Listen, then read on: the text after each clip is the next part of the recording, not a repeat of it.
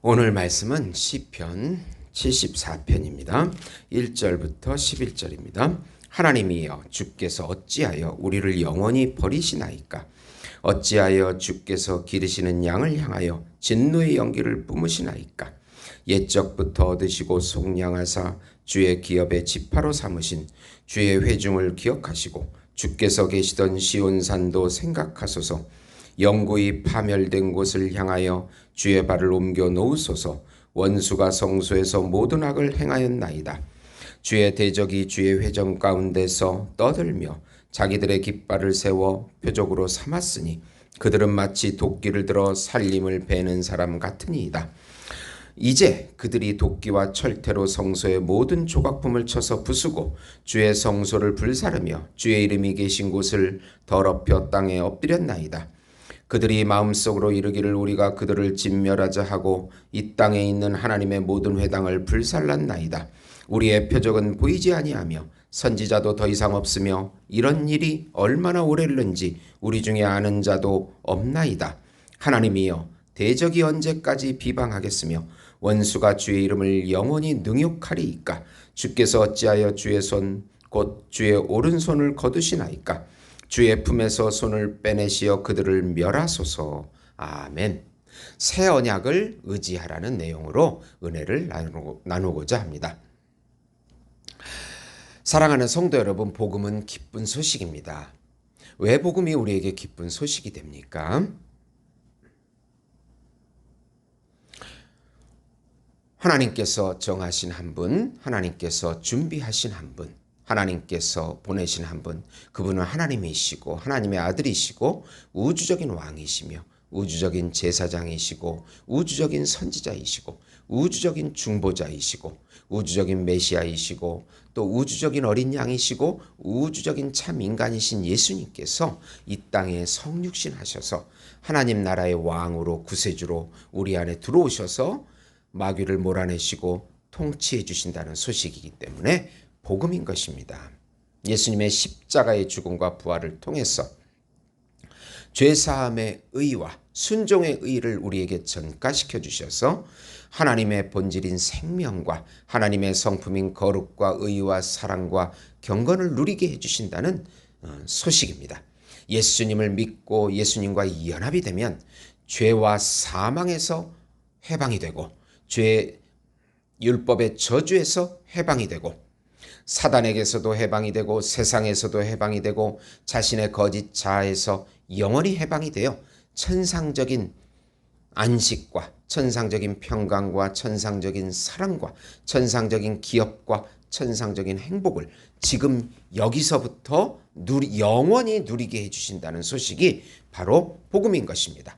예수님께서 말씀으로 임재해 주시고 예수님의 영으로 임재해 주시고 예수님의 이름으로 임재해 주시고 예수님의 살과 피로 임재해 주셔서 영원히 인도해 주시고 보호해 주시고 동행해 주시고 함께 해 주신다는 소식이 바로 복음인 것입니다. 우리가 하나님의 의가 되며 새로운 피조물이 되며 또 하나님의 자녀가 되며 신인류가 되었다는 소식이 바로 복음인 것입니다. 이 복음을 누림으로 마음껏 예수님을 높이시는 우리 성도 여러분이 되시기를 예수님의 이름으로 축원드립니다. 고난과 심판이 올 때 예수님의 새 언약을 의지하여 나아가라. 우선 하나님께서 정하신 고난의 기간을 받아들이고 인내하라. 오늘 말씀은 바벨론의 침략 BC 586년에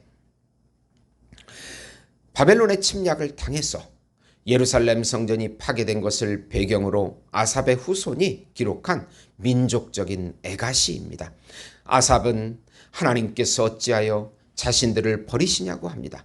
바벨론이 성소를 파괴하고 승리의 깃발을 세우고 철퇴로 성소의 조각품들을 파괴하며 성소를 불사르고 여호와의 이름이 계신 곳을 더럽힌다고 한탄합니다. 대적이 언제까지 하나님의 이름을 비방하고 능욕할 것인지 한탄합니다. 속히 주님의 오른손으로 구원하시고 그들을 진멸해달라고 간구합니다. 예루살렘의 멸망을 바라보는 아삽의 마음과 구원의 소망을 담고 있는 시입니다. 예레미야는 고난의 기간을 70년이라고 선포했지만 현재 지금 비참한 멸망을 겪는 그들에게는 전혀 소망이 없는 듯이 보입니다. 우리는 하나님이 정하신 부분 심판이나 또 때로는 전부 심판을 인생사에서 받아들여야 하는 순간이 있습니다. 그 고난도 우리 인생에서 필요하시기 때문에 하나님께서 허용하시는 것입니다.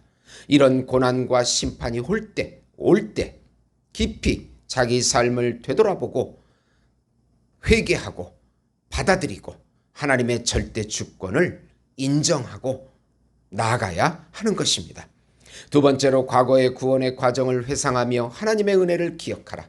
시인은 이제 과거의 구원을 회상합니다. 하나님께서 자신을 왕이라고 고백합니다.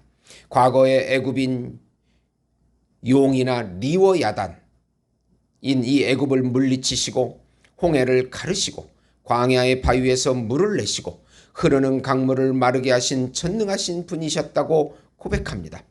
자연의 삼라만상을 창조하신 하나님이시요 땅의 경계와 사계절의 경계도 정하신 섭리자이심을 고백합니다.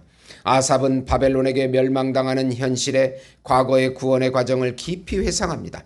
어떻게 이 민족이 구원을 받아 지금까지 살아왔는지를 되새겨봅니다. 하나님의 은혜는 놀랍습니다.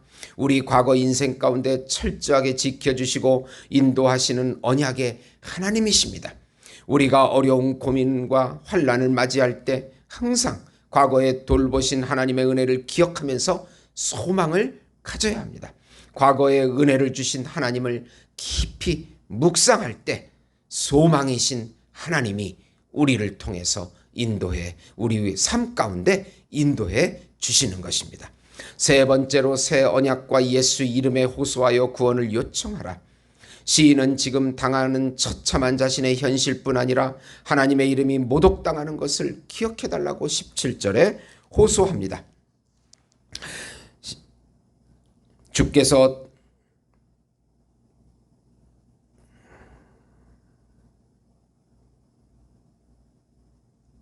그리고 자신들이 들짐승에게 잡힌 맷비둘기에 비유하여 구원을 요청합니다. 그 언약을 눈여겨달라고 기도합니다. 가난한 자신들을 살려주시고 원수들을 진멸해달라고 기도합니다. 하나님께서 다윗 언약을 통하여 다윗의 위가 영원하리라고 약속하셨습니다. 사실 이 시인의 기도는 응답이 되어 참 다윗으로 오신 예수님의 새 언약으로 이어지게 됩니다. 우리는 항상 예수님의 새 언약을 의지하여 기도해야 합니다.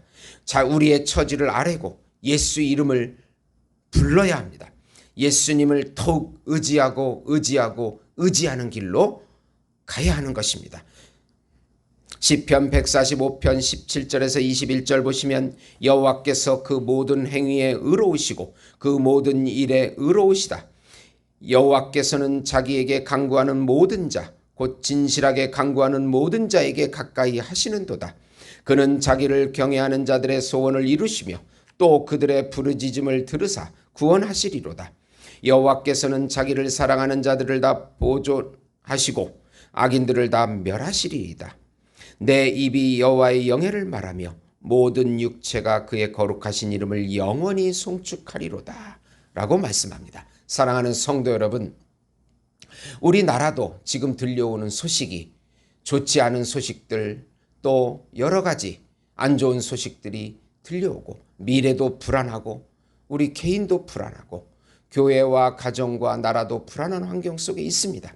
이럴 때 우리가 은혜를 주신 하나님, 과거에 우리와 함께 해주셨던 하나님을 기억하고 또 돌이키고 회개하고 우리의 탐욕을 버리고 예수님을 의지하는 길로 나아갈 때 예수님께서 우리 가정과 교회와 또 나라를 살려주시고 회복시켜 주실 것을 굳게 믿고 가야 하는 것입니다. 오늘도 믿음으로 승리하시는 우리 예수목장교회 성도 여러분이 되시기를 예수님의 이름으로 축원드립니다. 하나님 아버지 감사합니다. 어려운 환난이 다가올 때, 하나님의 심판이 다가올 때 우리가 엎드려서 회개하고 하나님께 다시 소망을 두고 예수님을 의지하는 그 길로 가게 해 주시옵소서. 우리를 방해하는 더러운 영은 예수 이름으로 다 떠나가게 해 주시옵소서. 가난, 원망, 질병, 절망, 좌절 모든 것들은 떠나가게 하시고 평강과 안식을 누리게 해 주시옵소서. 예수님의 이름으로 기도드리옵나이다. 아멘.